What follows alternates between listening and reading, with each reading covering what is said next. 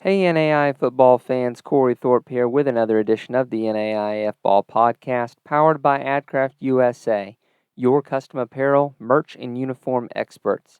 Our friends at AdCraft have been with us for many years now. They've run web stores for us multiple times. These guys are NAI fans and family who are experts in the apparel and merchandise world. AdCraft allows you to take the hassle out of ordering. Let their knowledgeable design and customer service staff handle everything from hosting the store online, shipping the product, and helping your customers so you can get back to the game. Find them online at adcraftusa.com. All right, NAI football fans, Corey Thorpe here back with another edition of the NAIF Ball Podcast, powered by AdCraft Custom Apparel and Merch, the best in the business since 1974. Make a great product. My buddy John Cooper's used them for everything from uniforms to web stores. You should try them. Take a look at what they can do for your business, for your team. Contact them at AdCraft on Twitter, X, whatever you want to call it. But tonight, we have St. Thomas head coach Bill Rychel there, and I feel like I butcher your last name every single time. No, you got it now. Ha! I have it this We, time. we finally have gotten the longevity in the football program for you. You got my name now. It's only taken me 6 years, coach. Yeah, that's good. It's good. All right. St. Thomas cracks into the playoffs, was so close in 2022, gets there in 2023, and you finish the season 7th overall in SP Plus with the 3rd ranked offense, the 23rd ranked defense. It's a good year for the Bobcats. Let's take a look at the year that was last year. You start out with obviously I hate to call anyone a warm up game, but Fort Lauderdale. You start up with some folks close to you that are NCCAA folks, and then you have a couple of big time away games at Stetson, at Carroll. I mean, how disappointed can you really be, even in the moment, on a 1 point loss to Stetson in DeLand and a 3 point loss to Carroll in Helena? Pretty disappointed.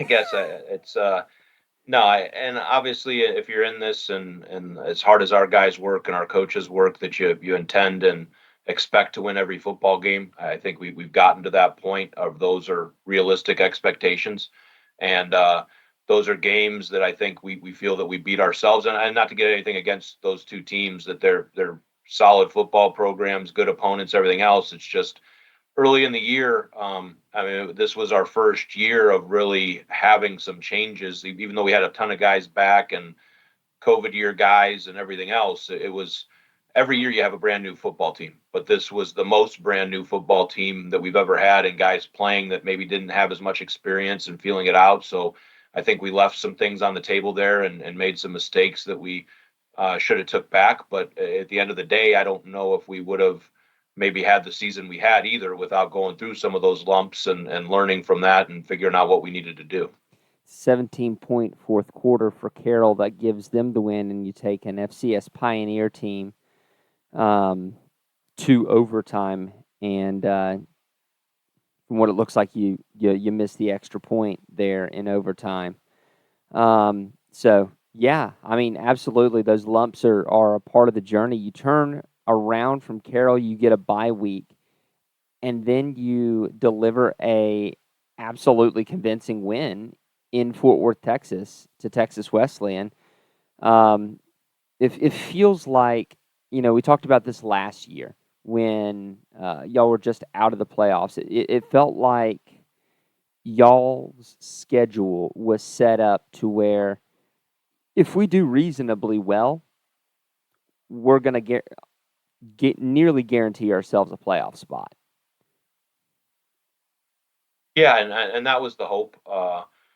There's twofold to that. That obviously we were disappointed a couple years ago and felt like maybe we should have been in, and we wanted to try to make sure we had the schedule and the resume in order to do that. So we tried to schedule as best as we could and flew halfway around the country to do so. So it was an experience for our guys that you can't get anywhere else. So I'm grateful for that and our administration that we can do some of those things.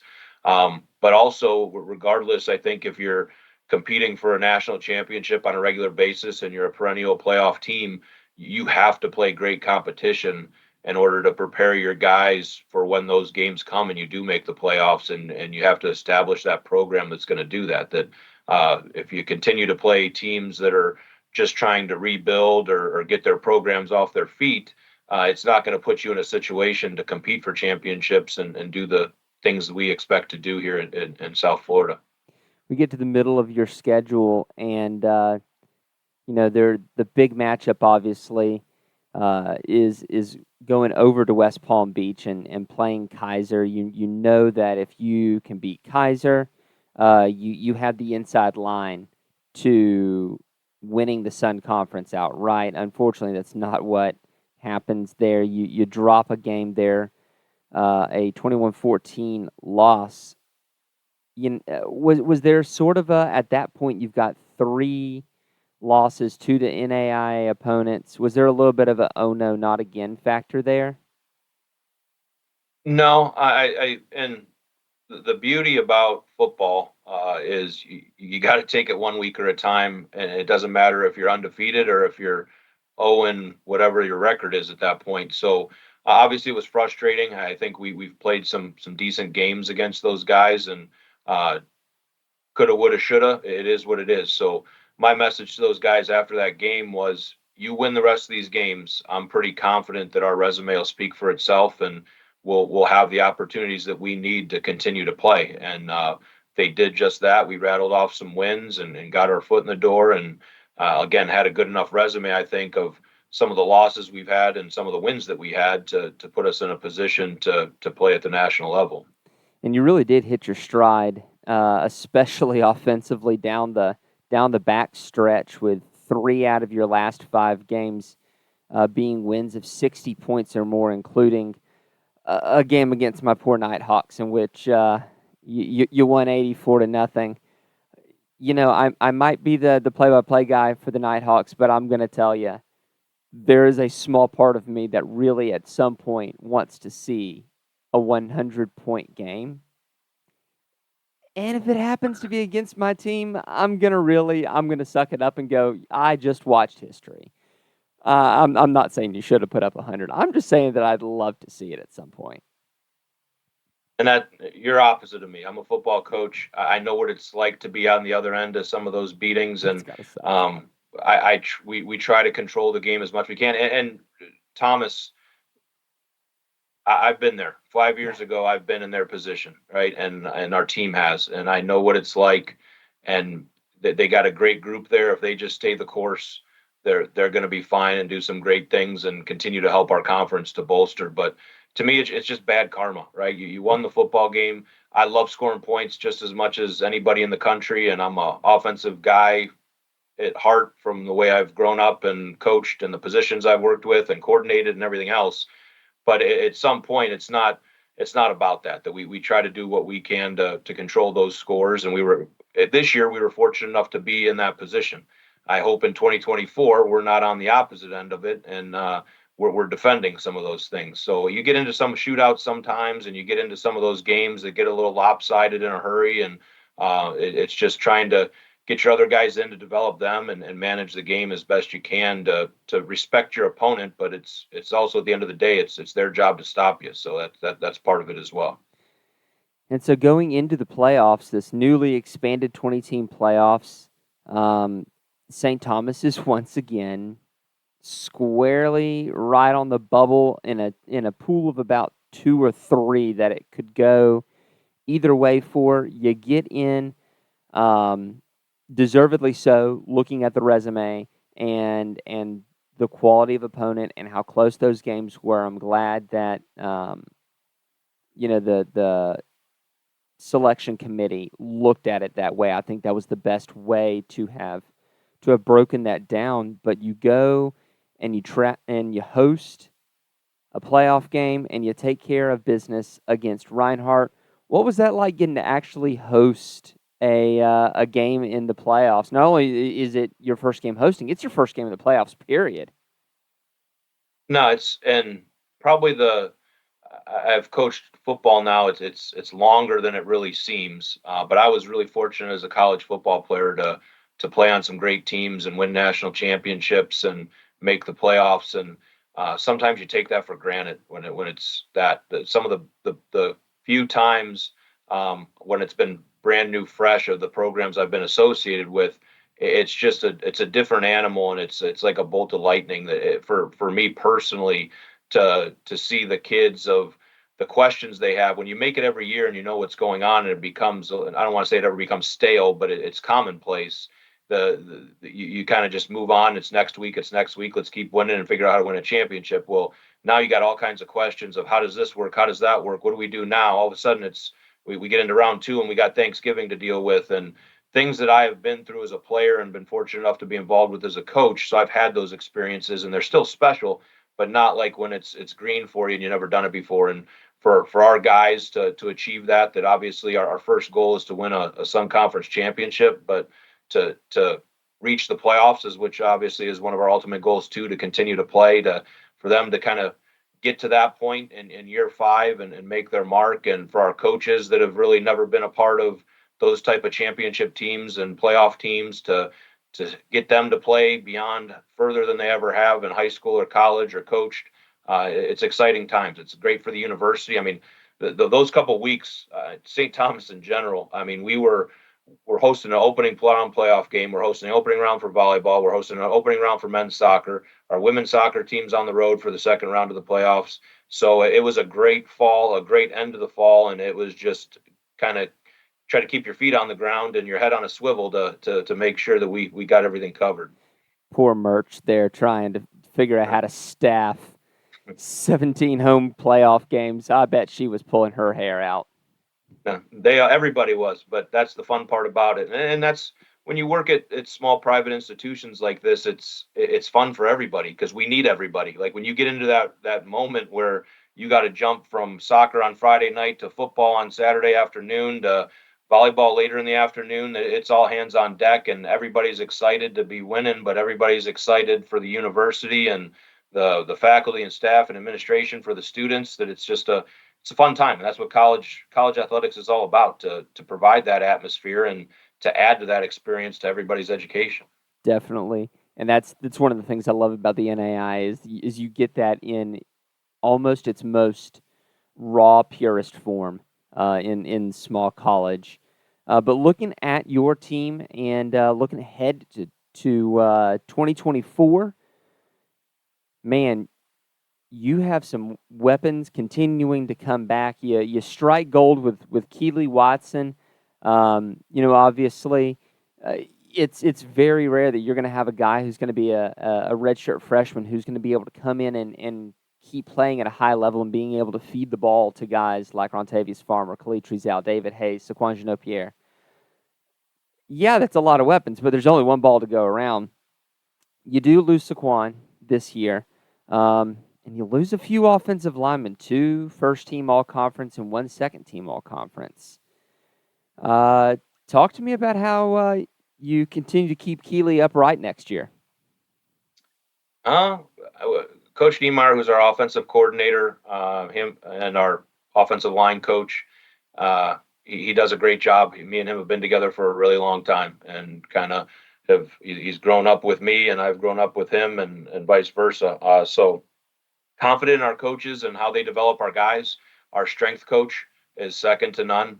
Does a fantastic job. So we've prepared for this.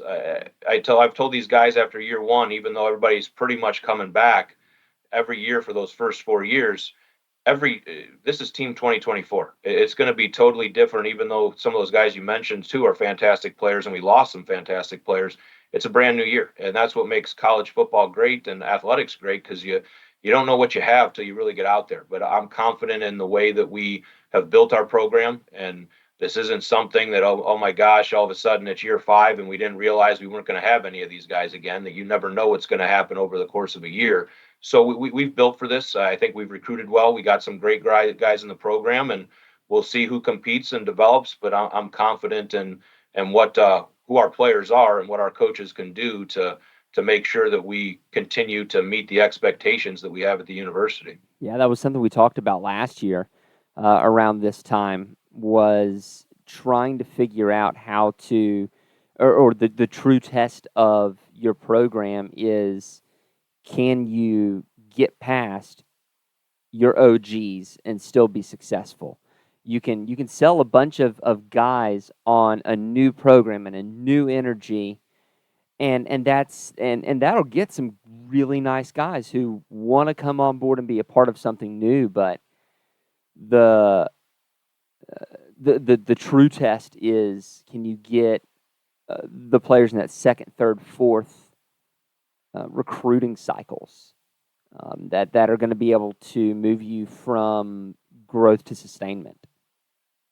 No, I totally agree, and we've been fortunate enough to have a lot of success. I mean, we've won 9 games 3 years in a row as a young program. So that's generated the spark and what we need, I think, to attract some of those guys to continue to build.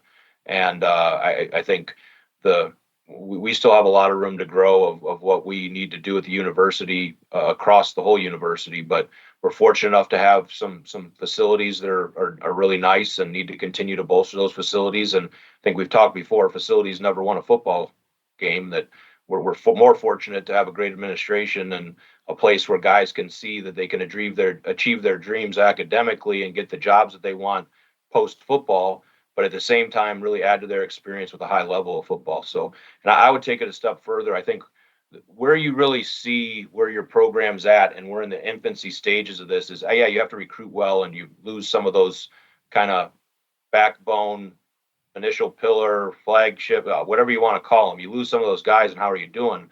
But those guys too, a true test of a program, in my opinion, is, do your alumni come back, right?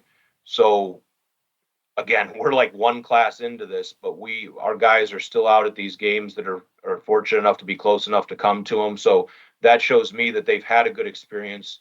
They value the education and everything else that they've gotten at St. Thomas University. So to bring those guys back, it shows you're doing it the right way from a school standpoint and an athletic standpoint. So if you can continue to have them coming back, those other guys are going to see that and you're doing it the right way, that you're going to attract the people you need to continue to have those expectations. Yeah, absolutely, and in more ways than one too. Because I mean, you're talking about not only are you talking about your founders of a program, your pioneer uh, players, and they set the expectation uh, through what they've done. The successive classes are playing on their shoulders on the work that they've laid down. But obviously, St. Thomas has been around a lot longer. You've got a lot of other sports that are more established. Your baseball club is a really good club. Um, and at some point, you are able to draw on that alumni base to be able to feed back into it. What does that look like from a football perspective, to be able to say, okay, we prepared you, we sent you out. Um, would you mind giving a little bit to making sure that the guys that are here get the best experience possible? Yeah, and again, it's those guys they're not the CEO of the company yet, right? That Right. you graduate from college and they go out into the workforce or whatever they're going to do, and you kind of work your way up. So I think eventually, hopefully, we see that we have a great alumni support, and you see that within those baseball programs that have been along for a long time, and we're getting there. They're just getting those guys to come back and be a part of it, and they're buying like the infancy stages of. They're not putting in the brand new turf field right now, that we don't got that kind of money spinning around, but they'll come back and they buy the tailgate spots, right? They buy the things that are within their budget and their parameters right now to show their support for the university and things like that. And it starts that way, I think, in any alumni base, and you just kind of grow on it as they become more successful, and you kind of continue to cultivate those relationships and where they fit into what the university's plan is, but also what their plan is and what they're looking to do to kind of give back and take care of what they started. Yeah, because I mean, a $250,000 donor sure is nice, but you can get that by uh, mobilizing, X number of boosters. I mean, booster clubs are the bedrock of college football. So, yeah, no, absolutely. It might not Well, be much, but every little bit helps. absolutely, and it's the money's the money too, but there's other ways that those guys, especially early on, can be a big impact, especially for our team, right? That they have a job in this field and they can talk to the guys and tell them if this is something you're interested in, this is what my day to day looks like. Or, okay, come and do an internship with us to get your foot in the door and let me introduce you to some people. So that there's other ways to be a great alumnus from your university rather than just shelling out cash and doing those other things as well. Well, Coach, I got a little sidetracked there on that, but that's okay. I love running those rabbit trails down and getting into those. Let's take a look at your defense. You do have a couple of big guys up front that you're losing in Nicholas Engler, Emilio Savage, an inside linebacker, Donnell Bennett, that's been there for forever. Ja'Cory Austin in your back half. You're losing some good ones back there, but you've got Kendall Wilson, your leading tackler from last year, and Armand Anderson in your defensive secondary that are coming back. Talk to me about getting better on defense, playing fast, playing that maybe that South Florida speed defense. No, and you don't replace those type of guys, right? I mean, Nick Engler was a All-American Defensive Player of the Year in the conference, had a great season for us. Ja'Cory played a lot of games for us throughout his 5 years with us. Has been an All-Conference player multiple times.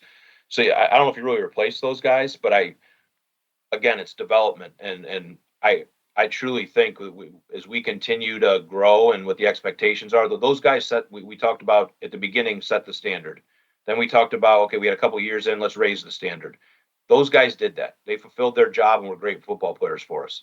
Now, with our development and what our expectations are, I think we can be even better. That speaks for the offensive line. I think we can be better there, even though I love those guys and they did a great job. And that's what you hope for, right? Like, once I'm done being the head coach at St. Thomas University, I hope the next guy is even better than I am. And I think if you set it up right, those things can be achievable.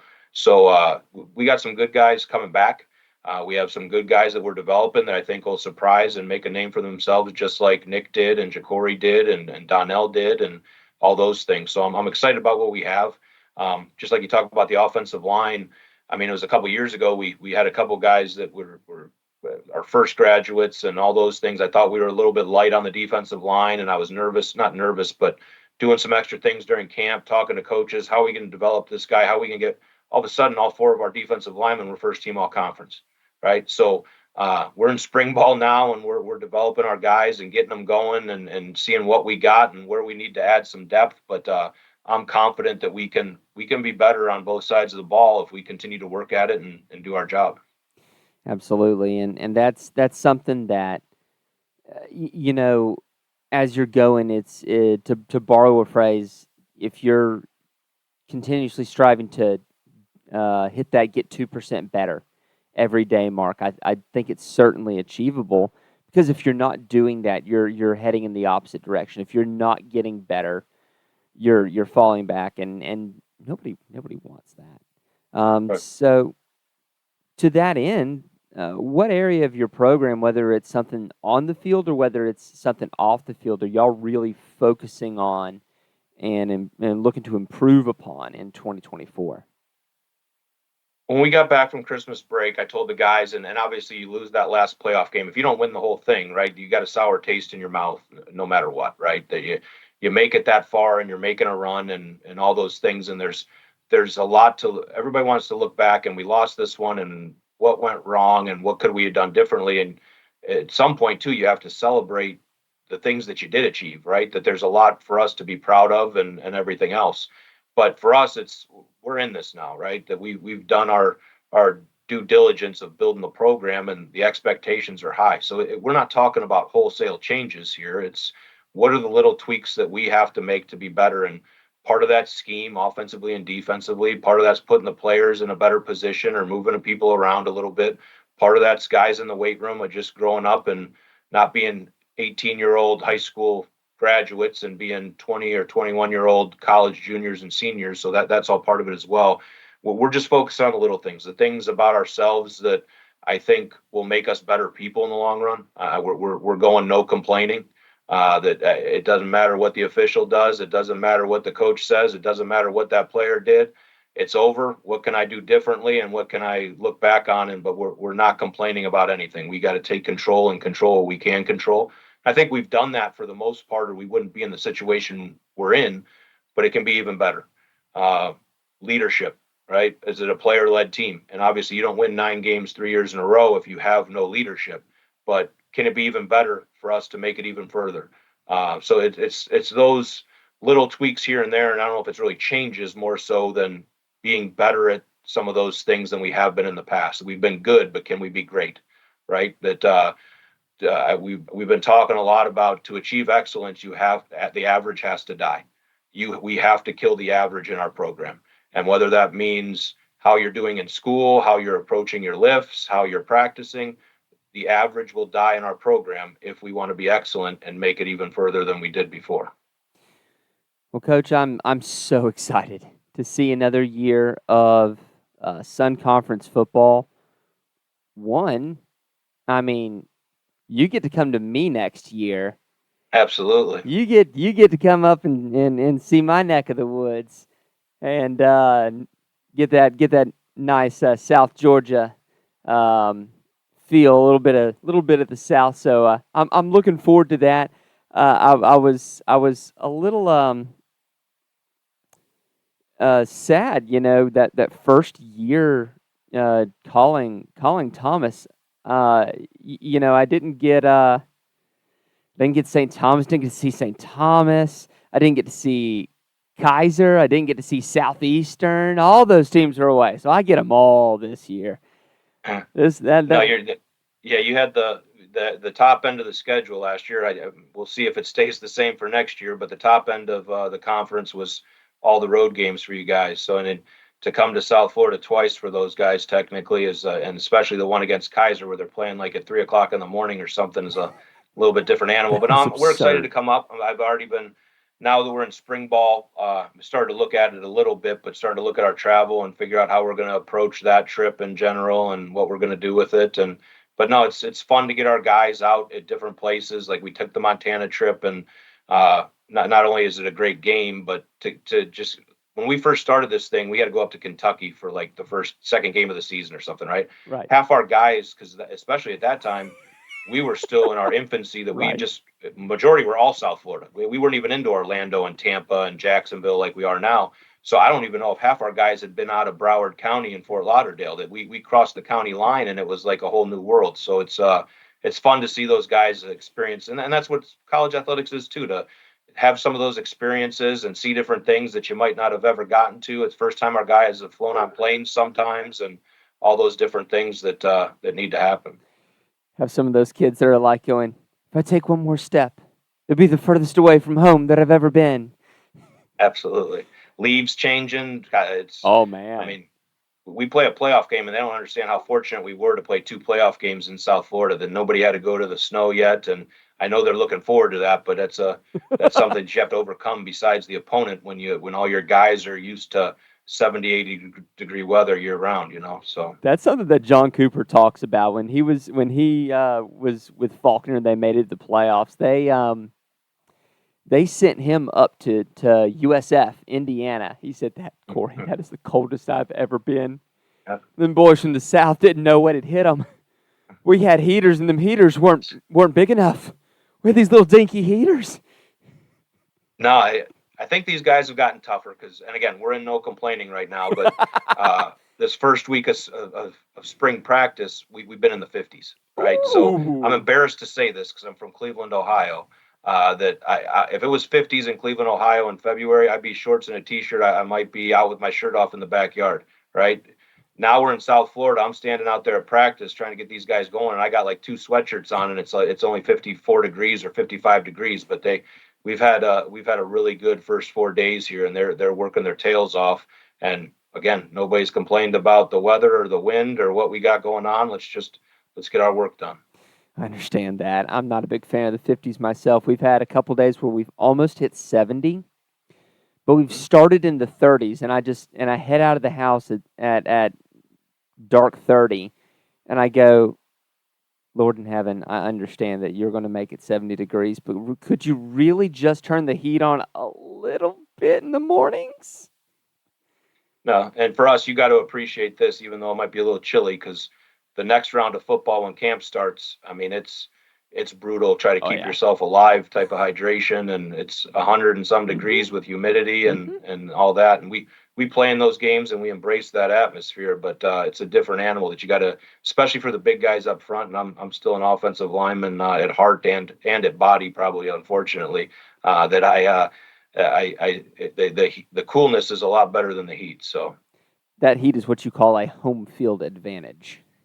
absolutely, I'm trying to get some more teams down here to play in it in those early games. I hear that. Well, Coach, thanks for coming on the show tonight. Appreciate you doing it. And like I said, so looking forward to another great year of Sun Conference football, growing every year and growing in respect. Hopefully, all the more since Kaiser brought that trophy and that banner back last year. That's just good for the conference. No, absolutely. I'm happy for those guys, and they deserved it. They had a hell of a run, and the expectations we have are right in line with theirs. And you got Southeastern, like I said, and truly with Thomas being a new program, but it's not a brutal, holy crap, I don't think they're ever going to be good type of situation. You know that they're doing a really good job, and the conference is fun. You got to come to play every week, or you're going to be left out. So it prepares you for what you need to do to compete at the national level, and our conference does that. We hope you enjoyed this episode of the NAIAF Ball Podcast, powered by AdCraft USA. Be sure to contact them for all your custom apparel, merch, and uniform needs. Thanks also to our newest sponsor, Telemetry Sports. If you enjoyed the show, subscribe to the podcast and to our YouTube channel, and leave us a review if you're listening on Apple Podcasts. As always, if you'd like to support what we do, head over to patreon.com/NAIAFball and become a patron.